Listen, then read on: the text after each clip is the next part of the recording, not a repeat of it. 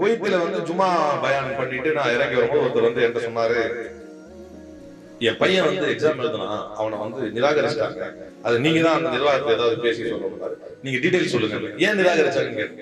அவன் முஸ்லீம் தான் நிராகரிச்சிட்டாங்க. முதல்ல இதுவே ஒரு கெட்ட எண்ணம். ஏன்னா நம்மை விட படிக்கவே கூடாது, படிச்சா காதுல ஈயத்த காட்சி ஊத்து அப்படின்னு சொன்ன சமுதாயத்திலாம் வந்தவங்க நம்மளோட முன்னேறி போயிட்டாங்கன்னு சஞ்சார கமிட்டி அறிக்கை சொல்லுது.